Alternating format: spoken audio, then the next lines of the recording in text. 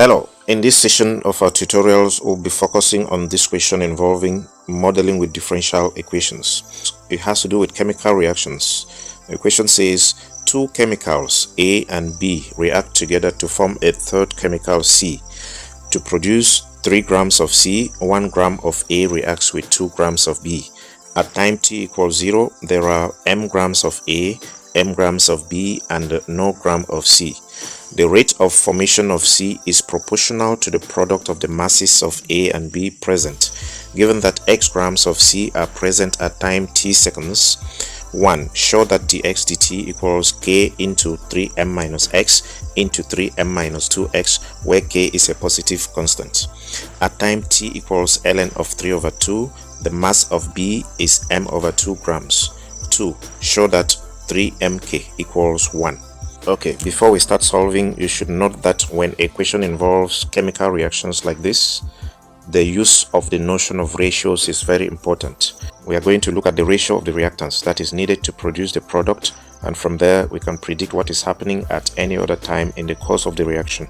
So the first thing is that we have the reactant A reacting with the reactant B to give the product C. And we are told in the question that to produce 3 grams of C, 1 gram of A reacts with 2 grams of B. So we have 1 gram of A reacting with 2 grams of B to give 3 grams of C. From there, the ratio of the reactants is 1:2 for A and B respectively, and that should produce 3 in the case of the product C.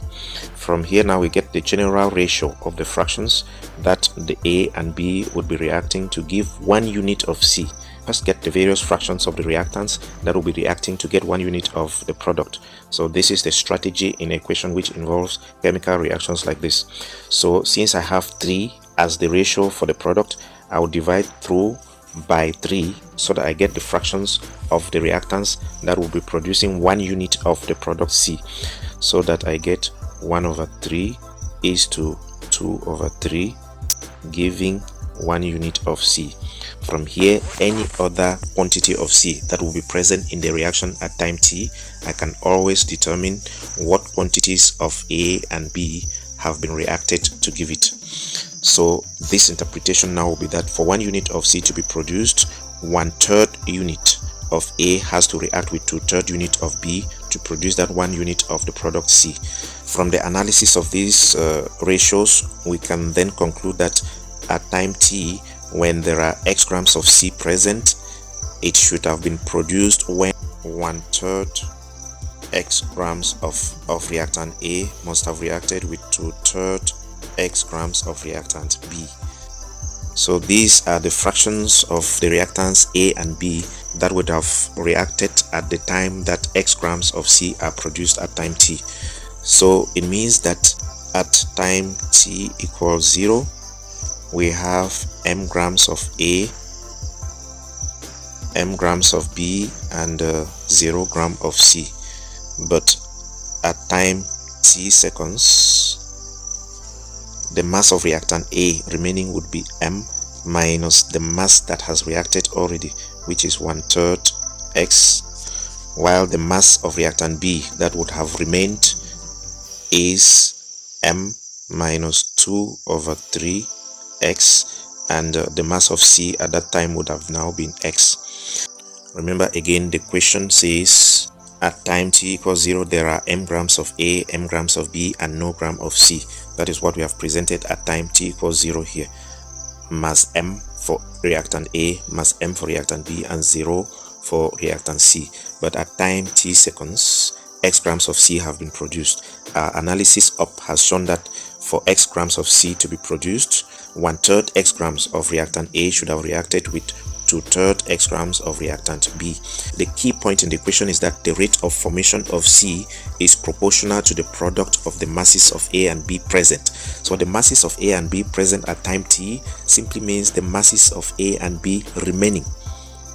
Those that are present in the reaction mixture at time t simply mean the masses that are remaining. So these are the masses that are present at time t.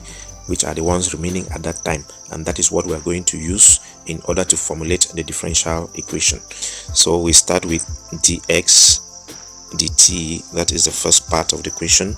Dx dt should be directly proportional to the product of the masses of the reactants present at time t. So I would have m minus 1/3 x for reactant A and m minus 2/3 x for reactant B. So I put their product into m minus 2/3 x. So we convert it into a differential equation by introducing the constant of proportionality, call it lambda. Since the mass of C is increasing as time is going, the rate has to be a positive rate. So we have lambda into m minus 1/3x into m.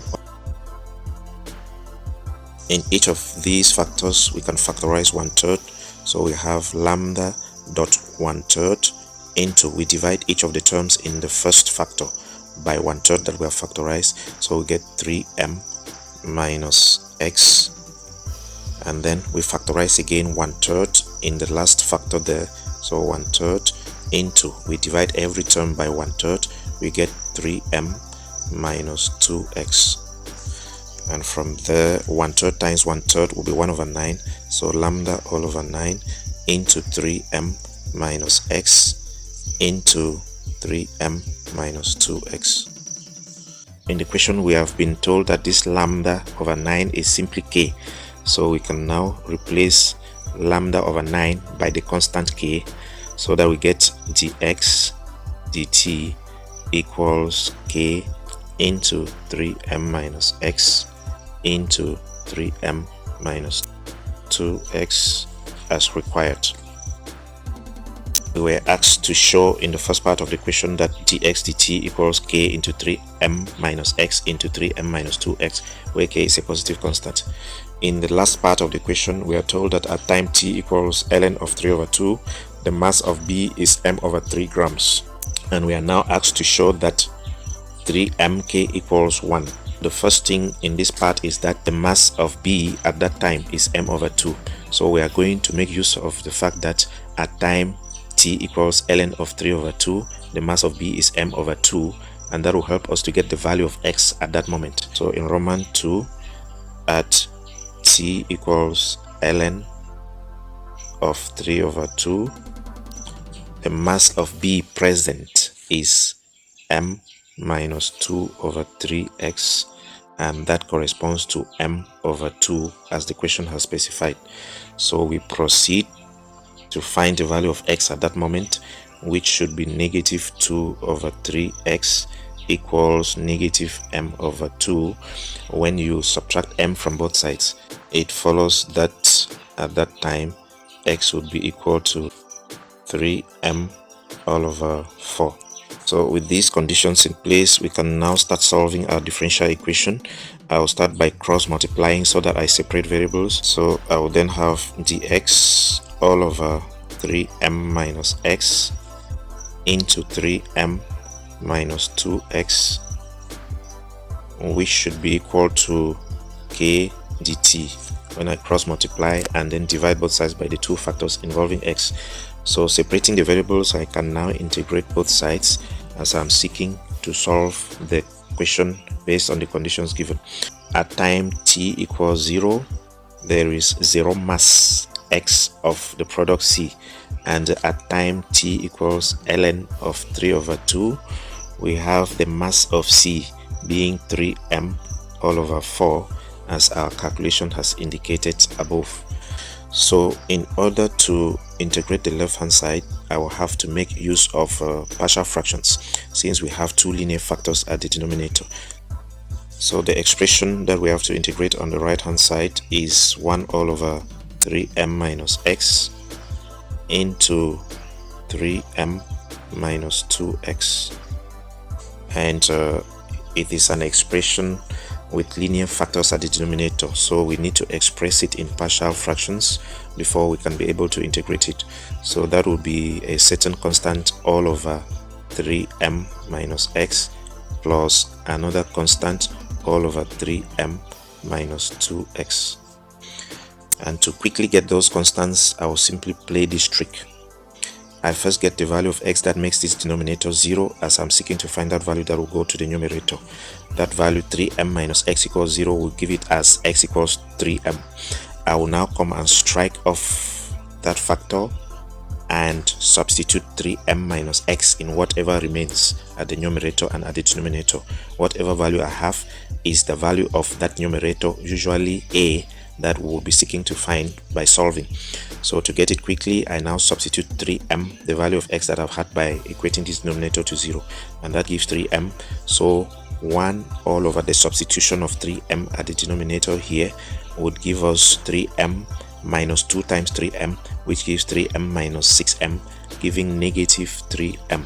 So if I were solving, my a that I would have put at that numerator will be 1 all over negative 3m. You can do that by calculation. You will see that it corresponds to that value. Now, in order to get this other one in a similar manner, I will first get the value of x that makes the denominator 0. So if I equate 3m minus 2x to 0, I will get x as 3m all over 2. I will now strike off the factor that gave it and substitute it instead in the other remaining factor. So the value that I will put at the numerator there will be 1 all over 3m minus 3m over 2, and that gives 1 all over 3m over 2. And from there, it is clear that the fraction would be negative 1 all over 3m divided by 3m minus x plus, now the inverse of 1 all over 3m on 2 is 2 all over 3m divided by 3m minus 2x. And so that is the partial fraction that we are going to use in evaluating the integral on the left hand side. So that integral becomes integral from 0 to 3m over 4 of negative 1 over 3m divided by 3m minus x plus 2 all over 3m divided by 3m minus 2x. All that dx should be equal to integral from 0 to ln of 3 all over 2 of k dt. On the left hand side, 1 all over 3m is common, so I factorize it. 1 all over 3m integral from 0 to 3m over 4 of, I will now be having negative 1 all over 3m minus x plus 2 all over 3m minus 2x, all that dx equals, now the integral of k dt, kt, and we are taking from 0 to ln of 3 over 2. Now recall, integral of dx all over ax plus b is equal to 1 over a ln of ax plus b plus the constant of integration c.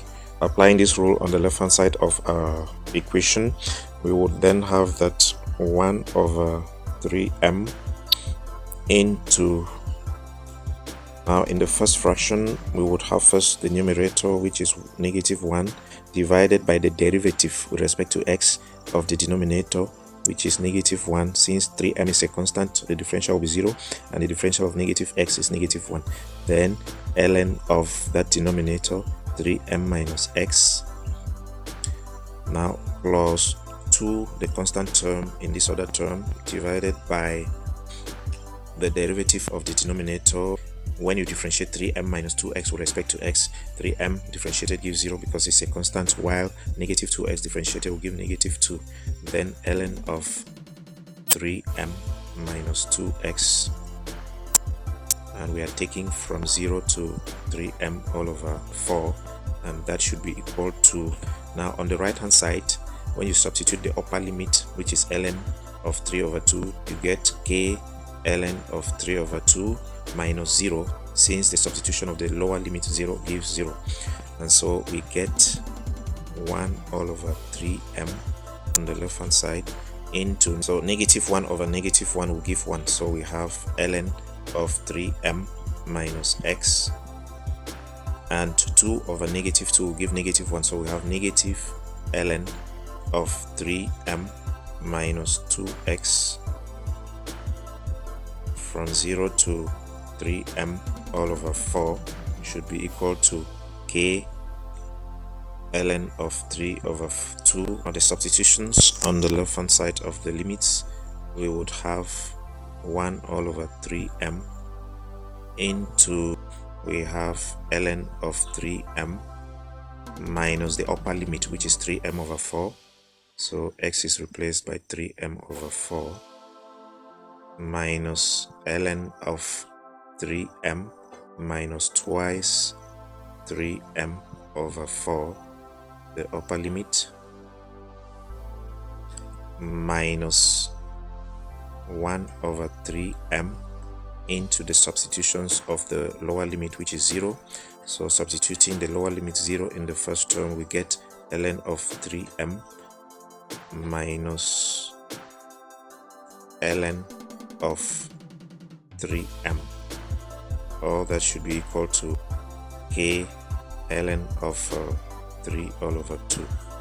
So finally we get 1 all over 3m into, now ln of 3m minus 3m over 4, 4 times 3m will be 12m minus 3m, that gives ln of 9m all over 4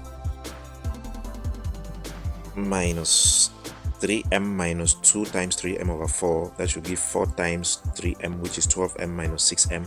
It gives ln of 6m all over 4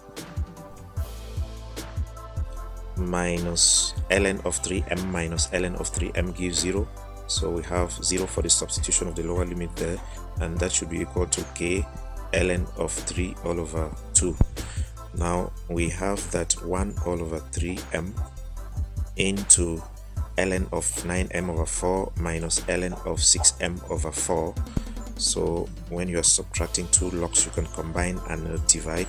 So we have 9m all over 4 divided by 6m all over 4,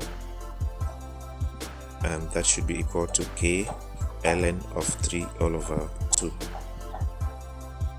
Finally, upon simplifying, we have 1 all over 3m ln of m over 4 cancels m over 4, and we're left with 9 over 6, which is 3 over 2 when simplified, equals k ln of 3 all over 2.